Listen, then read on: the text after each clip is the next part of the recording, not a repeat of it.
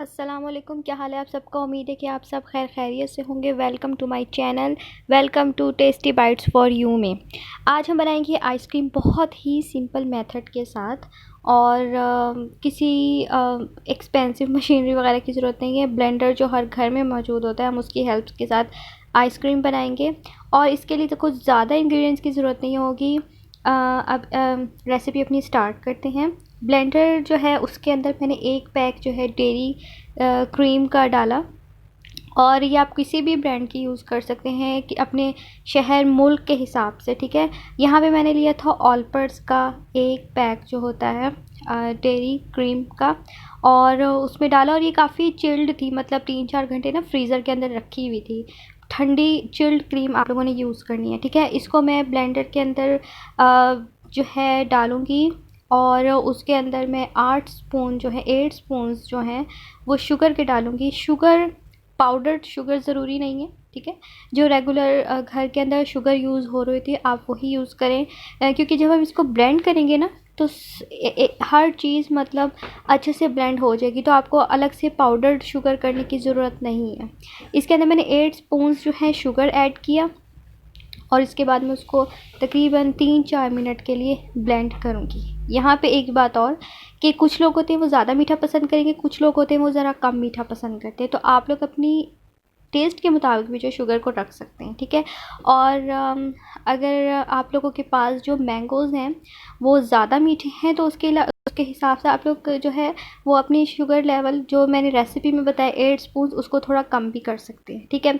अब मैंने 3-4 मिनट जो है अच्छे से चेक कर लिया और ब्लेंड कर लिया, सॉरी।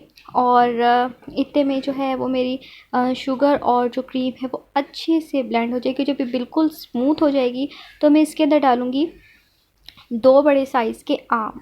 आम जितनी अच्छी क्वालिटी के होंगे उतनी ही आपकी आइसक्रीम मज़े की बनेगी, टेस्टी बनेगी।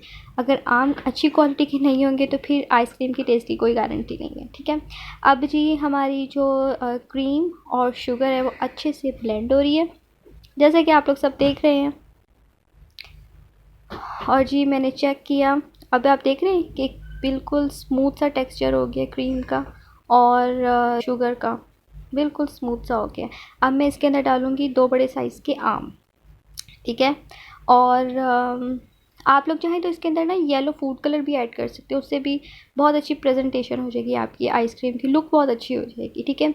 यहाँ पे मैंने चेक किया अपनी आइसक्रीम का, ज़रा सा मैंने टेस्ट चेक किया, मुझे शुगर थोड़ी सी कम लग रही थी।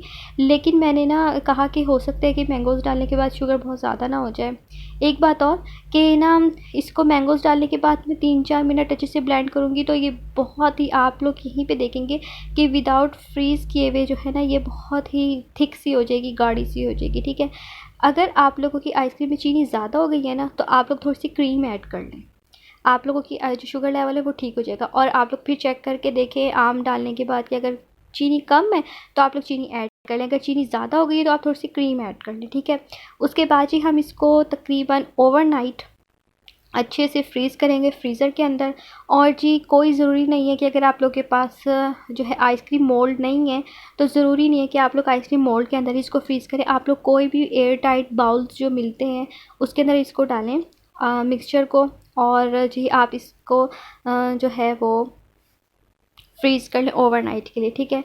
और इसके अंदर आप लोग नट्स भी डाल सकते हैं अगर आप लोग को पसंद है तो, और मैंगो चंक्स भी डाल सकते हैं आप लोग छोटे छोटे क्यूब्स में ना मैंगो काट के।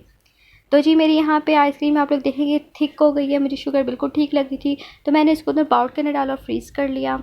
और फ्रीज़र के बाद जो है इसके कट करके एक आइसक्रीम बाउल्स में निकाल दिया। उम्मीद है कि आप लोगों को जो है ये रेसिपी बहुत अच्छी लगी होगी। ट्राई कीजिए, शेयर करें और प्लीज़ प्लीज़ मुझे सब्सक्राइब करें और कमेंट भी करें, ठीक है जी। अपनी दुआ में याद रखिएगा और इन ट्राई ज़रूर कीजिएगा। जब फिर नेक्स्ट रेसिपी तक के लिए अल्लाह हाफिज़।